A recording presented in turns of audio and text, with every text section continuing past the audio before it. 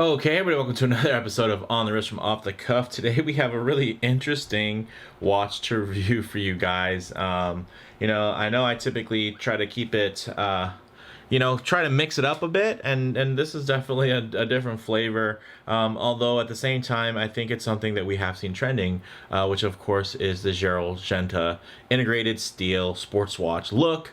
Really being adopted by a bunch of other brands, essentially, and almost to the effect of the popularity of like the sub homage. There, at one point, it was just like you couldn't start a brand without having a sub homage, right? Just a very Submariner looking watch. And honestly, these days, I'm seeing more and more brands kind of kick off their line with this, Gerald Genta inspired porthole-style steel integrated sports watch.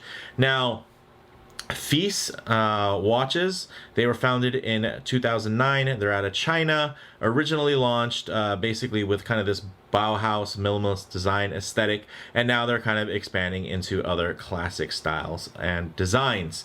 Now, when I think about this type of watch, it probably would fall under kind of that everyday watch. So some key common characteristics and design. When you're looking for something that can be worn every day, you're really going to just want that versatile blend of sporty and dressy attributes. The other category that this falls into, of course, kind of like we mentioned, is that integrated steel watch style, and it's definitely back in style. And along with the typical Gerald Genta designs, everyone from Tudor to GP to Bell and Ross to Vempe, all the way up to even Lange & Son, have a model that is really trying to, I feel, key into that particular aesthetic. Although it's not technically an integrated looking, it's not a technically integrated bracelet. It just has a similar look. But all in all, there's a bunch of brands that are taking that crack. Ooh. Excuse me. Sorry about that. And thank you for those of you who blessed me in the comments. There's a little dust getting kicked around with the heat wave and the fan kind of running in the background. Anyways, guys, basically there's a lot of people that are taking a crack at that formula that was made popular by Genta, and and this brand Feice, they're definitely another one to add to it. The nice thing is this is actually quite affordable. This is the FM019 Skeleton Automatic, and it's basically their take on the $80,000 AP Royal Oak Skeleton. So yes, this one is a bit more of a direct homage, but the crazy thing, and one of the reasons why I figured I would share this with you guys, is because one, who doesn't like trying to get really interesting and complex finishing for the price? And everybody, honestly, if you're into mechanical watches, just by how much everybody loves to display case back, essentially having a skeletonized movement and dial gives you a display case front. So that's always an interesting topic as well. So I think it kind of hits a couple of wickets of interest. So when Feice reached out to me, I said, hey, this actually does kind of fall in with some of the common themes of a couple of different watches that I have shown in the past that are really taking on that integrated bracelet design. And this is at an amazing low price of just $229.89. You can get that either direct from their web shop or from Amazon. I'll leave a link to Amazon below for those of you that are interested. But you know what? I've talked about this long enough, and you've been staring at that sweep and those little gears and everything going. So I'm gonna go ahead and zoom the camera out, get this piece in hand, and take a closer look. All right, guys, so whenever I see these types of watches, essentially, whenever I see ads for them or anything like that, look at that, you can actually see through the daylight, which is really nice, actually. Whenever I see stuff like this listed, my first thought is, I wonder how good it can be, right? Because these are super complex. To do these types of integrated bracelets, this level of beveling and polishing and flat brushing, it's not easy. It's definitely leaps and bounds ahead of trying to produce a little polished Bauhaus watch head or a Submariner homage, right? Like, these all the tooling that's involved to do something like this, the level of craftsmanship and finishing is definitely something to take a note of. So I am always curious to see just how good. I feel like that's when I know that a lot of the more affordable brands, when they've made another quantum leap, right? If they can do something this complicated and execute it to a high level, then goodness, the sky's the limit in terms of mass production. Now, this model is actually a 42 millimeter in diameter, 12 millimeters thick, but only a 5 millimeter mid case. So quite thin from the mid case, and basically it's kind of sandwiched in between that bezel and then the back plate there. It has a 52 millimeter lug to lug, and as you can see, the lugs aren't super articulated. When you look at those first, basically that end link and those first couple of links, there is going to be some space created. So if you have a really small wrist, this, it isn't necessarily going to be able to contour and wrap around it. So definitely recommend this for slightly larger wrists. The crystal is sapphire, always a plus. And then the crown is actually screw down, which is nice. And when it screws down, it actually lines up. I mean, the logo doesn't line up, but the actual shape here actually lines up nicely with the case, so it lines up flat, and it's a screw down, which is great. And then when we get into, okay, you're probably wondering, what is this movement? Look at that. This thing is milled out to the max. There's pretty much no plates left. It's all just cut away here. If I can get it up close enough to the camera without it's hitting. There we go. Let's just do that so you can get a nice look at it there. Even the rotor, just everything. This is actually an automatic Hangzhou 7500A skeleton movement, and it's honestly an impressive movement. I think price of admission alone, most of the money is going into this movement because this thing's cool, man. I've seen a lot of modified ETA and Salida movements to be skeletonized. I've seen even some skeletonized Seiko NH movements, and honestly, this one is probably, it's definitely a higher level. This is not just a movement they just milled the hell out, and if they did, then they did a really good job, because this thing looks like it was actually from the ground up set up to be an actual skeletonized movement. A lot of that has to do with just the general layout and how symmetrical it is, where you have that mainspring and then where you have the hairspring. So there's a beautiful symmetry and a layout that's there, and then obviously when you look at everything that's cut away, there's also a lot, and look at that, you can see all the way through, so very impressive. So this isn't just a regular movement with the dial milled out. The movement itself is absolutely skeletonized to a very, very high degree. So very cool from that standpoint. When we look at the dial, it is of course a skeletonized dial, but the way that they're able to put the markers on is basically they have applied indices on the chapter ring. We have polished hands. There's no date, of course, although a date would probably look kind of crazy in a watch like this, but I think it would, obviously that disc would obscure a lot of just the mechanical goodness you're gonna get here.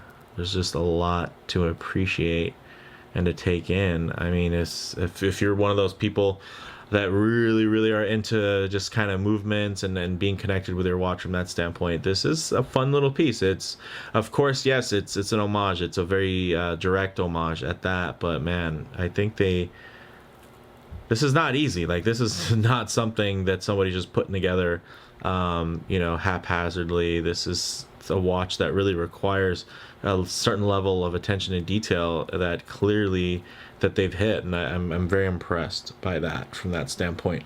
Now, The Lume blows glue on the hour and minute hands as well as the indices. This is 30 meters or 3 atmospheres of water resistant, so that's really just rain and splash safe. We do have, of course, integrated lugs. You have the AP style links. Everything is solid. It's actually a 26 down to 17 millimeter taper, and then it has screw-in connecting pins. How about that, guys? So not too shabby there. I know that's something that a lot of people ask for. As I'm wearing the gloves and I run my fingers over this, I do feel some sharp areas where it feels like it's catching the glove, it's pulling at the fibers. And you know, honestly, it's to be expected. I don't expect this to be super well refined by any means, or you know, in comparison to an $80,000 watch. Yeah, it's definitely not on that level. But what it does do, man, I mean, this is a really complex layout. The amount, you know, there's the multi-links, the tolerances. That's impressive at this price point. I mean, I've definitely so there's a difference, right, between the level something is executed, the complexity, and then there's everything that comes in between, right? You can have something that's really simple that's executed to an amazing level, or you can have something that is amazingly difficult to do that is done to a lower level, right? And you know, there's a different amount, a level of effort and execution along the way. So you got to give people some props just for taking on, you know, such a challenge. And I'll definitely give Feice, you know, I'll give them, I will acknowledge this was, man, coming from a Bauhaus watch, that just all it has to do is be really slim, sedate, and symmetrical. And you know, this is the other side of the coin, right? This is like ultra ornamental, you know, all these rich details there. So I mean, it's really the other end of the spectrum. So maybe as they move forward, they'll find themselves somewhere in the middle eventually, you know. But right now we have like Bauhaus, and then we have just like grandioso, ornate, you know, just everything about this thing is reflecting light and putting on a show and making you think that isn't that. You look at this, that looks like an expensive watch. I mean, of course, the Feice on the dial, right? You know, from far away, you're just thinking, wow, that thing blings. It looks like an AP. So with that said, guys, let's get this on my 7¼ inch wrist and see how it actually wears. All right, guys, as you can see on my 7¼ inch wrist, this thing, it's bold, right? It definitely has a bold and blingy aesthetic to it. It definitely has the less articulated end links, which do create a bit of space, as you can see here and here, kind of on the ends of my wrist. It does kind of lift it away off of there, but honestly, it's just like, I guess, how would that even flow if it was gonna lay flat? So I think there's a certain arch and arc that has to happen with these types of bracelets, so that it does flow and catch the light. Like, but man, look at that. Look at the light play on that. I mean, that's pretty good looking. And honestly, on the wrist, none of those sharp angles or facets are affecting you at all. It's completely comfortable. The underside is completely finished, and the edges are all broken, so you're not going to catch anything there. But you might, as you wipe this over with like a cloth or something, you may catch on some of those sharper edges there. But you know, well, another thing that's going to catch is the light. It's catching the light. It's also catching maybe some lint, some loose threads, and it might tear them up a little bit. But man, look at the way it catches and just plays with and distorts the light. That is absolutely outstanding. So you know, this thing is pretty cool. And then obviously it's, you know, I'm not sure if it'd be great for smaller wrists, just because of kind of the way that the bracelet transitions and kind of comes off the wrist a little bit there. So it could be a bit of an issue for smaller wrists. But honestly, that dial, the movement on it, you kind of add that with the case and bracelet finishing, it just captures so much light and plays with it. So like, it's one of those things where if you're like looking for one of the most expensive looking watches at the lowest price, I mean, this is technically complex and expensive. It's kind of like some of those mechanical chronographs, right? At the end of the day, it's still a mechanical chronograph. Even if it's not from a hugely prestigious manufacturer, the fact is it's more complicated than your typical three-hand. And you know what? This level of skeletonization is definitely more complicated than your typical three-hander. So I will give them also a little bit of shine for that, which... Speaking of shine, look at that. But let's actually get into some Lume shots, low light transition, and closing thoughts. Okay, we'll go ahead and hit the lights here.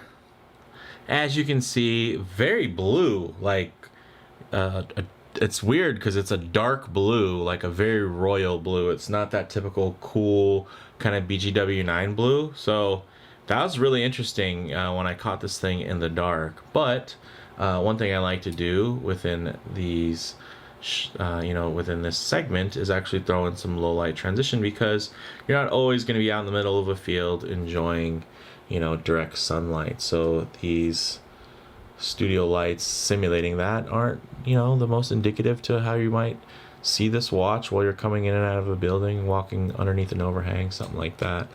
But look at that thing, man. Look at the way the light glides off of that brushing, guys. Typically, those studio lights will do a good job of kind of washing a lot of that out. But here, you can see the really nice deep brush there. It's not a super high-end luxury brush job, but it's a very deep grain. And it's also quite uniform in the flat brushing. So it does capture light in a really, really nice way. I have to give them credit for that.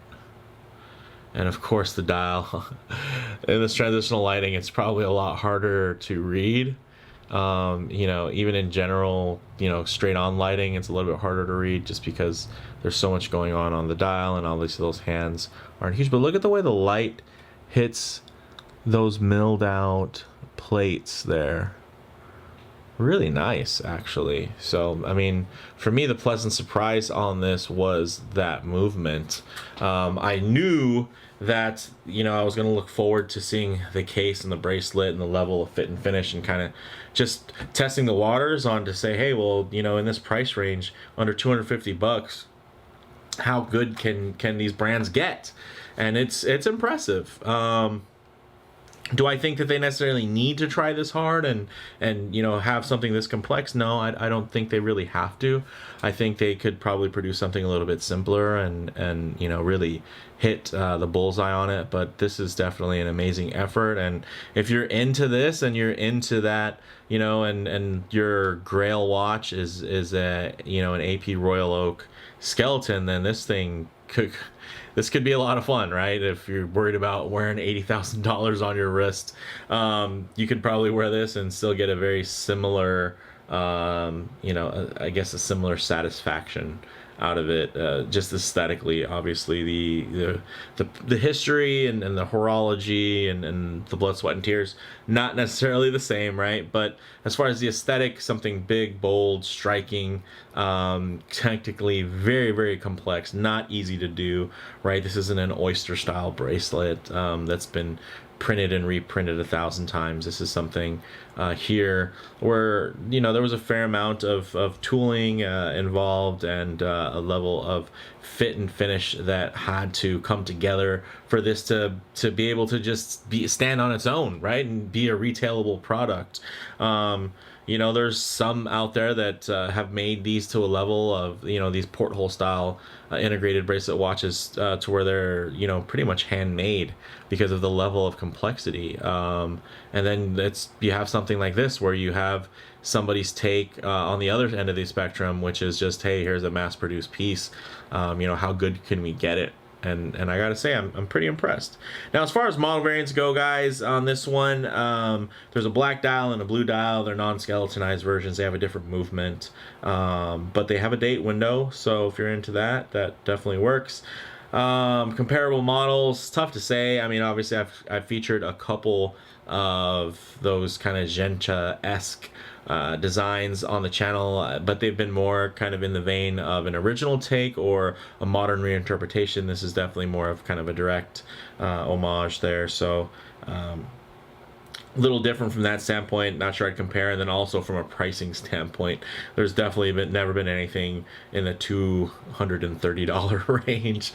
I've reviewed some quite expensive ones, and I've reviewed some kind of mid-range ish ones as well, but this is definitely the cheapest one that I've reviewed so far, but it doesn't mean that it's the least ambitious. That's the crazy thing, is this is one of the most ambitious designs and executions that I've seen thus far. I mean, the choice to do it as a skeleton and to have this movement, and the choice to you know, take on such an iconic bracelet to just head on and not try to really twist it or update it at all. It's admirable from a level of difficulty, and you know, you've seen some brands really do high-end takes on Rolex, right? There's some affordable, cheap Rolex Submariner homages, and then there's some that are really high end because they're trying to capture the essence of even the level of fit and finish as well. And I think here it's kind of akin to that, where they were really trying to capture the complexity and the ornate details and those, you know, fine little things that kind of draw you in about this model and these types of watches. So bottom line, guys, this is pretty well finished and executed for under 250 bucks. Hell, it's under 240 bucks when you think about it. It's definitely more complex than most of what you'll find for 3 and 4 times the price. The movement itself is quite impressive for what it pulls off at the price points, you know, and other affordable skeleton movements, honestly, in comparison, are a little bit lazy. So that's just my honest opinion. If there's a really sweet skeleton movement that I haven't thought about, but I mean, I've seen kind of the off-the-shelf skeleton movements, and honestly, most of them, they're nowhere near as ambitious or complex as this. They're pretty much just the main plates are just milled out and have some weird patterns put on them, and that's about it. And then if you're lucky, you might get a couple of other pieces milled out, and a lot of it ends up having to do with the way the dial dresses up the movement. Here, in this case, this is the movement itself is actually pretty crazy looking. So let me know what you guys think in the comments below. If you like the video, please do a like, and if you haven't already, please subscribe for more content just like this. Thanks, guys.